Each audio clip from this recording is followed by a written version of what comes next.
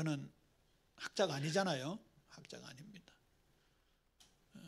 제가 솔직한 고백을 했더니 김 목사 학위 받아라 이러시는데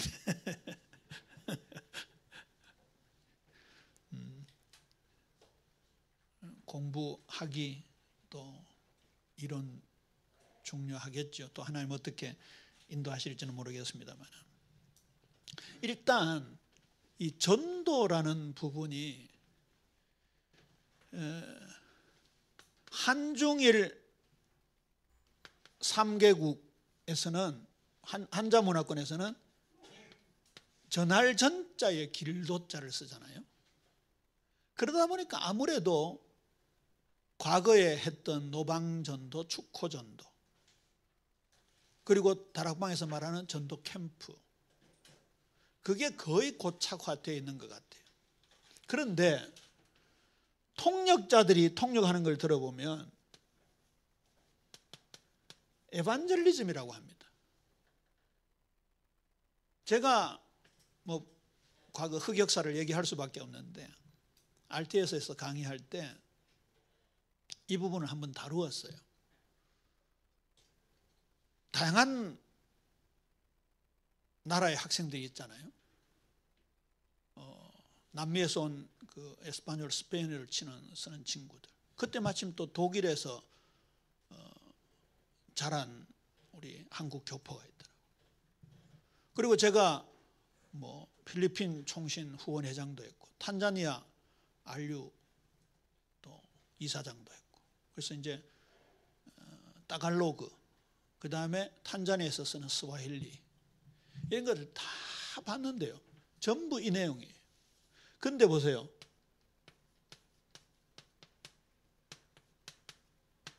딱 요거잖아요. 유앙겔리오.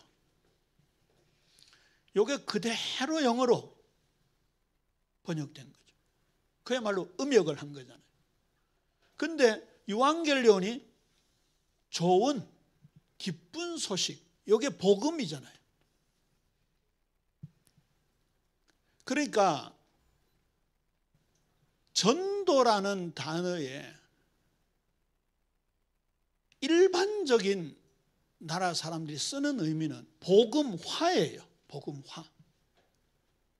이 복음화가 되어지지 않는 전하는 것은 어떤 의미에서 아무 의미가 없는 거예요. 너희 착한 행실을 통하여 불신자들이 하나님께 영광 돌리게 하라 라든지 또 불신 남편을 둔 아내들에게 너의 착한 행실을 통해서 그 불신 남편이 구원을 얻도록 하게 하라든지 이런 부분이 성경에 쫙 정리가 되어 있잖아요. 결국은 뭐예요? 삶에서의 복음이 얼마나 적용되느냐라는 거죠. 최근에 다락방 밖으로 카페에서 좀 논란이 되었던 것 중에 하나가 아벨의 제사와 가인의 제사였어요. 근데 하나님이 아벨의 제사를 받으셨잖아요. 진짜 우리 어릴 때 그때는 반사 선생님이라고 했잖아요. 시골교회 반사 선생님들이 가인은 쭉정이를 바쳤기 때문에 하나님 안 받으셨다.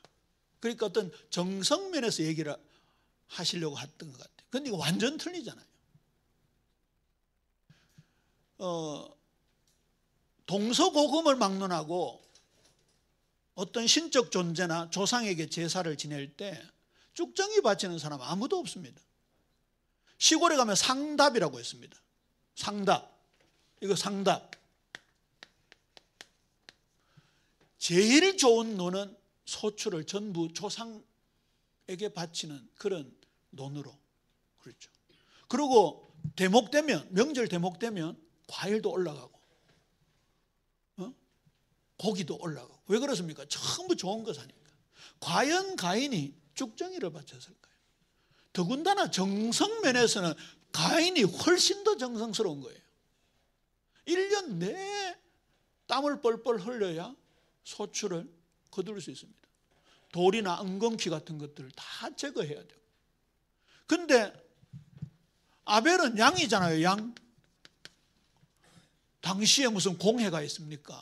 그냥 휘파람 불면서 양 끌고 다니면서 저희들 마음껏 먹도록. 그때 뭐 야곱 시대처럼 이삭 시대처럼 무슨 다른 공격하는 다른 이웃 목자들도 없었고, 그렇게 양을 키워가지고 그 중에 토실토실한 놈,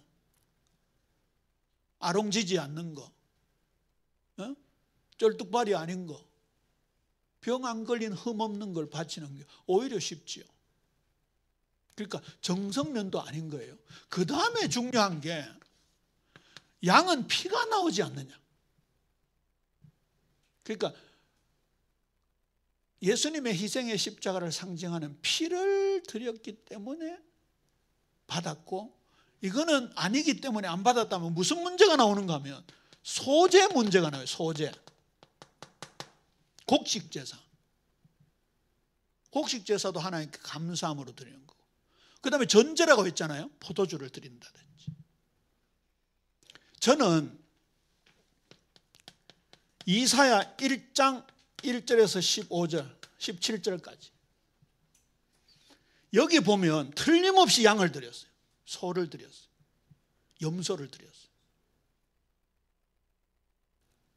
분명히 희생의 예수님을 상징하는 생축을 드렸음에도 불구하고 하나님 받으셨어요? 안 받으셨어요? 안 받으셨어요.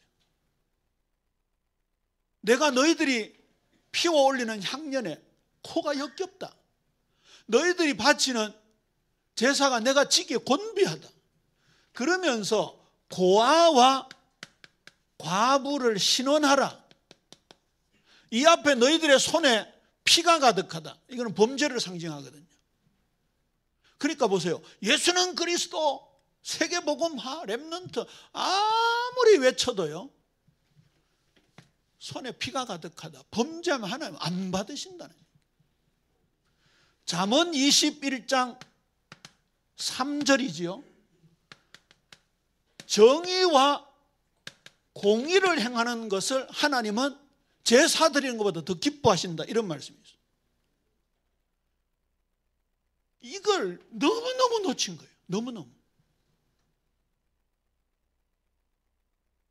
저도 합동측 보수교단입니다만 정의와 공의, 사회적 정의, 사회구원 이런 얘기하면 좀 경원시했어요. 저는 좀 자유주의 아니냐. 그런데 이 보세요. 우리 잘 아시는 사무엘상 15장 22절, 순종이 제사보다 낫고 듣는 것이 수양의 기름보다 낫다. 시편 51편에 하나님께서 구하시는 제사는 상하고 통회한 심령이라. 이게 전부 뭐와 연결됩니까? 로마서 12장 1절 2절에 삶의 예배로 연결되잖아요. 자, 이런 것들이 없는 것을 하나님이 과연 받으시겠느냐. 그래서 하나님은 아벨과 그 기름을 받으셨다 그랬죠. 아벨을 받으셨다 했습니다. 가인은 안 받으셨다. 가인은 삶이 아니었잖아요. 자 보세요. 삶이 맞다면 자기 제사를 안 받으셨을 때 어떻게 해야 되겠습니까?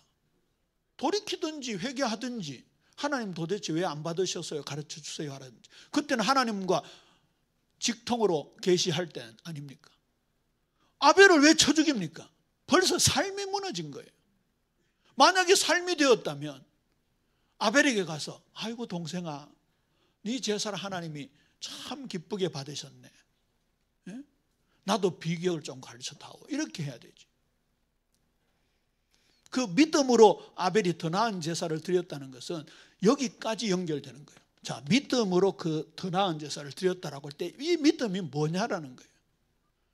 신구약 성경은 주로 히브리적 사고를 가진 저자들에 의해서 기록되어 있잖아요.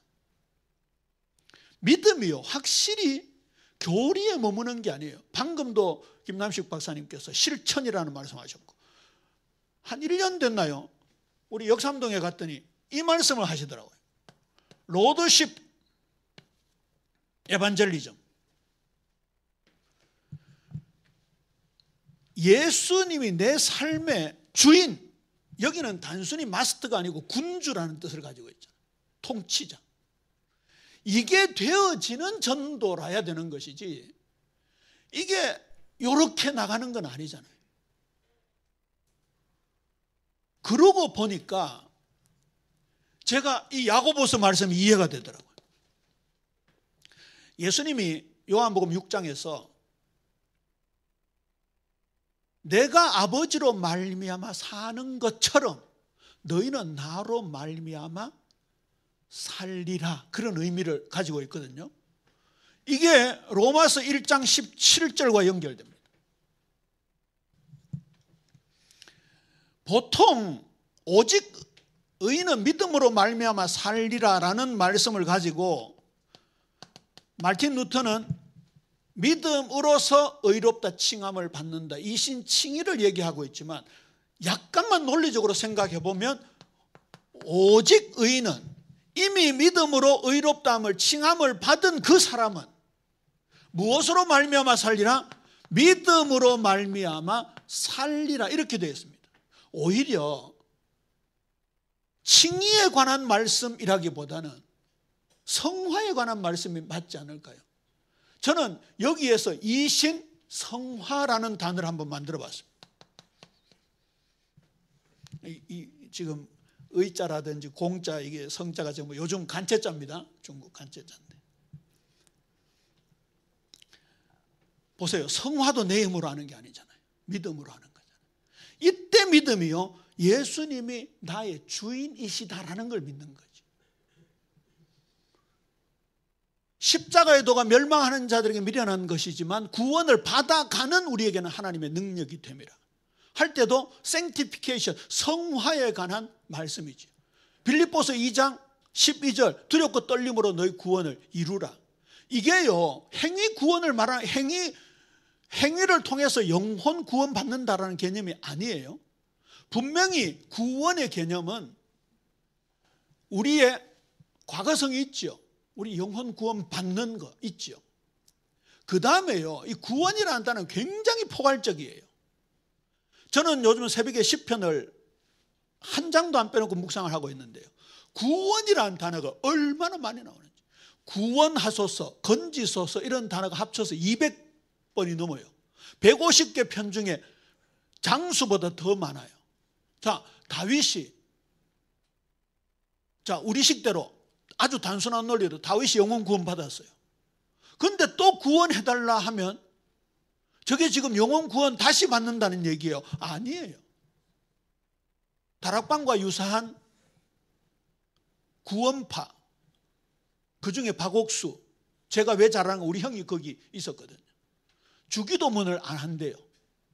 왜 안 하냐 했더니 우리 죄를 사하여 주옵시고, 네 죄사함 다 받았으면 왜 사해달라 하느냐, 너는 아직까지 죄가 남아있는 거 아니냐, 네 구원 못 받았다라고 하는데 완전 틀린 말이잖아요. 주기도문은 누가 하는 기도예요? 자녀가 하는 기도예요. 자녀가. 하늘에 계신 우리 아버지여잖아요. 그러면 내 죄를 사하여 주옵시고의 의미가 뭔가를 생각해야지. 이 구원파 사람들은요, 끝났다. 그러니까 무율법주의, 반율법주의, 방종, 거기에 극을 치닫는 게 다락방이에요. 그러니까 삶에 대한 얘기가 전혀 없는 거죠. 보세요. 베드로가, 저는 굳이 논리적으로 따지자면 베드로가 그 배를 빌려드리고 예수님이 그 배 위에 오르셔서 무트를 향해서 수만 명들에게 말씀을 전하셨잖아요.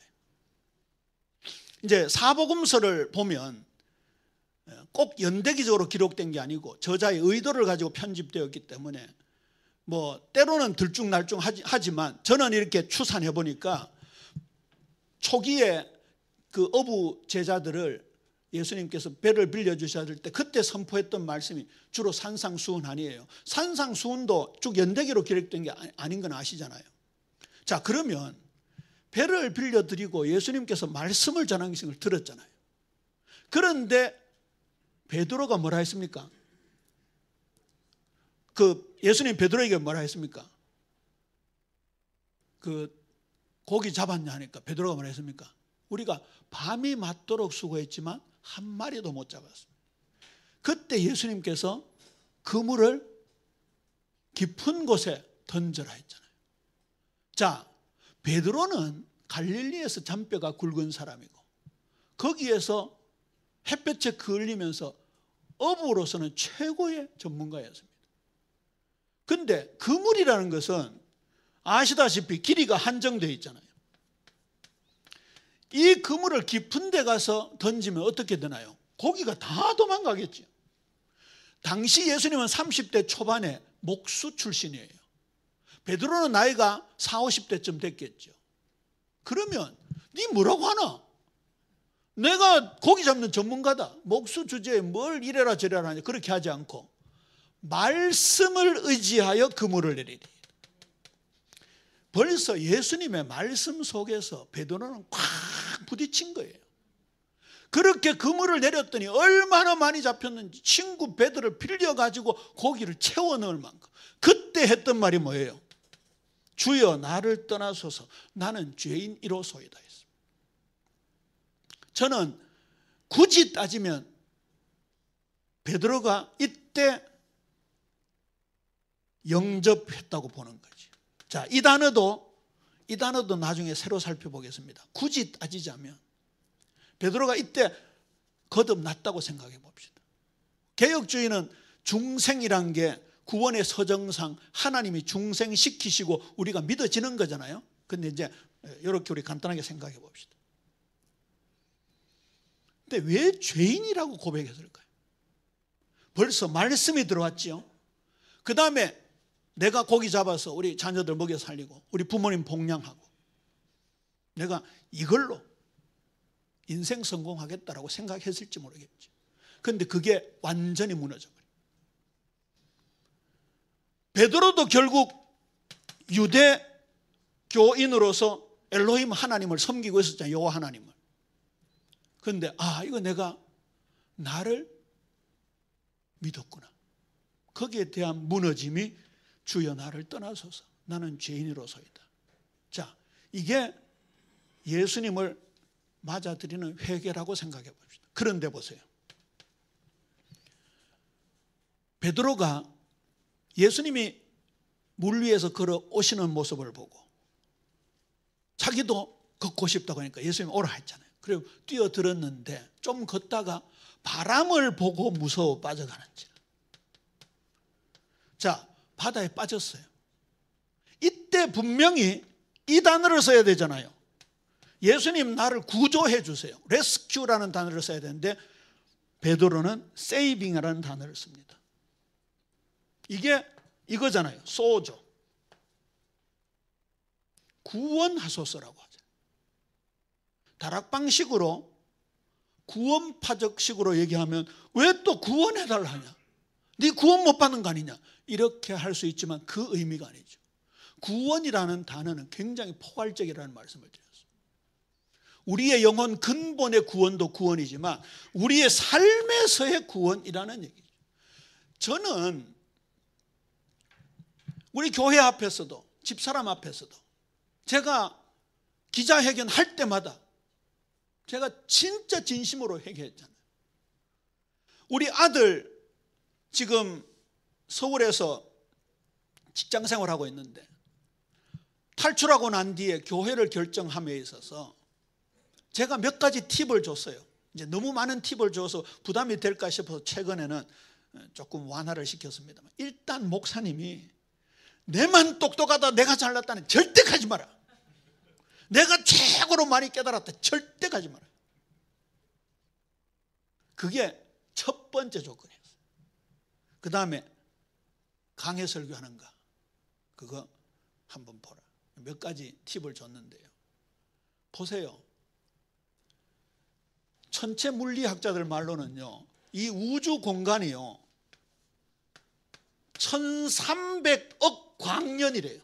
1300억 광년. 1초 만에 지구를 7바퀴 반을 도는 속도의 어마무시한 빠르기로 1년 간 거리가 1광년인데 1300억 광년을 갔대요. 놀라지도 않으시네요. 그러면 우주는 뭐라는 얘기예요? 무한대라는 얘기. 이걸 말씀으로 창조하신 그분이 우주를 당신의 발등상이라고 하셨어요. 거기다가 7 곱하기 100의 22승계의 별이 있대요. 이것도 천체물리학자들이 추산하는 거예요. 그 별을 다 이름을 부르고 세신대요. 자, 창조적 측면으로 봤을 때도 무한하신 그분이 에베소 3장 19절 그리스도의 사랑의 너비와 길이와 높이와 깊이 어떠함을 깨달아, 더 깨달아, 그 말 아닙니까? 하나님의 충만하신 것으로 충만하기를 원한다. 그렇다고 한다면 도대체 그분의 말씀, 그분의 복음, 그 구원의 범위는 어떨까요? 과연 예수님 구주로 모십니다, 끝 맞을까요? 아니에요. 이 보세요. 이 회개가 절대적인 과정 아닙니다. 삭개오 같은 경우에는 예수님 만났어요. 삭개오야, 내려오너라. 내가 오늘 내 집에 유하여야 되겠다. 삭개오가 뭐라고 합니까? 주님, 재산의 절반을 구제하겠습니다. 가난한 자를 돕겠습니다. 나머지 재산 중에 누구에게 토색한 일이 있으면 4배나 갚겠습니다. 삭개오 재산은 대부분 토색한 거예요. 사기친 거예요. 맞잖아요. 예를 들어서 우리 김 박사님 집에 세금이 10만 원 나오면 이렇게 딱 꽂힙니다. 그래서 40만 원 받아가 10만 원 로마 정부에 바치고 30만 원 지가 가져갑니다. 그래서 세리는 죄인이라고 등식이 성립된 거예요. 그러면 예나 지금이나 공무원 월급이 쥐꼬리만한데 삭개오 재산은 대부분 토색한 거예요. 그러면 이거 다 날리겠다는 거 아닙니까? 이거 날리고 이거 날리고. 이게 무슨 말입니까? 이게 진짜 회개죠. 삭개오는 그동안 맘몬이 주인이었습니다. 맘몬, 하나님과 재물을 겸하여 섬길 수 없다 할 때 이 맘몬은 지갑에 있는 돈을 가리키는 거 아닙니다. 그냥 재물이라는 그런 추상명사가 아닙니다. 이거는 돈 귀신이라는 인격적인 단어입니다. 그동안 맘몬을 섬기던데 예수님을 로드, 주인으로 모시는 순간이, 이게 회개예요. 과연 구원의 길 그래가지고 요식적으로, 물리적으로, 기계적으로 따라서 한다, 네 구원받았다? 아닌 거죠. 조금 이 삶을 얘기하다가 여기까지 왔습니다만은 이 전도에 대한 개념이요, 너무 오해되어 있습니다. 그래서 아까 제가 박영선 목사님의 말씀하신 걸로 기억이 나는데, 그런 식으로 하면서 이 거룩한 삶에 대한 부분들을 다 놓쳤다. 아까 제가 요단강 건너가는 것도 천당 가는 게 아니라고 했죠. 결국은 출애굽시켜서 이스라엘 백성들을 예루살렘 성전으로서 하나님께 영광 돌리도록 그렇게 우리를 창조하신 거 아니에요. 우리 개혁주의의 소요리 문답, 대요리 문답도 마찬가지고 일문이 똑같잖아요. 사람의 제일 되는 목적이 무엇입니까? 하나님을 영화롭게 하고 그를 영원토록 즐거워하는 것입니다. 이게 우리의 최고의 목적이 되어야 되는 거예요. 하나님은 그 예배를 받으시기를 원하시는 거예요. 저는 오늘 새벽에 시편 147편을 함께 나누었는데 이 복음의 지평이 얼마나 넓어지는지, 그 시편에 보면 바다도 찬양하고 산악도 박수하며 찬양하고 이렇게 나옵니다. 분명히 그 무생물도 있잖아요. 무생물. 이게 이 하나님의 창조의 개념이 확 빨려 들어오니까요. 제가 엄마 뱃속에서부터 교회를 다녔거든요. 사도신경을 도대체 몇 번 했겠습니까? 전능하사 천지를 만드신 하나님 아버지를 내가 믿사옵니다. 그나마 저는 우리 교회에서 좀 천천히 이 정도 속도랍니다. 전능하사 천지를 만드신 하나님 아버지를 내가 믿사오며. 우리 교회를 거쳐간 부교육자들이 공통적으로 하는 고백이, 목사님 사도신경을 천천히 하는 걸 배웠습니다 그러던데, 그렇게 제가 의미를 담고 고백한다고 했지만 하나님을 전능하신 하나님의 그냥 이름으로만 얘기했지, 그 전능하신 하나님의 창조에 대한 이 부분은 너무나 몰랐던 거 있죠. 너무나. 엘리바스, 빌닷, 소발이 욥에게 계속 인과응보. 네가 이랬으니까. 나중에 욥이 처음에는 신앙 고백은 나중에는 욥도 가스라이팅이 돼가지고 나는 아니다, 나는 그렇지 않다 라고 항변하다가 드디어 창조주 하나님이 짠하고 등장하셨어요. 그때 욥이 바싹 엎드리잖아요. 제가 욥기서를 묵상하면서요, 이야, 창조의 능력이 아니고는 평정되는 길이 없구나. 이 땅에 얼마나 투쟁적인 생활을 하고 있습니까? 우리 성도들이요, 지금 보통 어려운 게 아니잖아요. 아이고, 얼마 전에요, 진상 손님들만 모아놓은 영상을 하나 봤는데 경상도에서 그런 말 합니다. 허파가 뒤집어지더라. 이야, 진상 아시죠? 거기에 우리 아이들이 알바하고 있습니다. 이게 그냥 힘이 아니라 창조적 능력을 받아야 되는 거예요. 그런데 저의 솔직한 고백입니다. 그냥 창조는 하나님 이름이라. 전능하사 천지를 만드신 하나님 아버지를 내가 믿사오며 그냥 이름이었어. 성령을 믿사오며 그냥 이름이었어. 창조적 능력을 가지신 하나님만이 우리를 아름답게 빚어나가시잖아요. 그 욥이 결국은 하나님이 창조의 손길로 그를 빚으셨잖아요.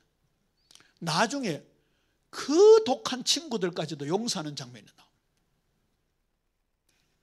우리의 삶에 우리 김남식 박사님이 주창하시는 로드십, 이게 지금 이게 보수든지 진보든지 순복음이든지 합동이든지 개선이든지 저는 너무너무 놓치고 너무. 여기에서 이제 뭐하고 연결되어지는 겁니까? 이거하고 연결돼요. 성화.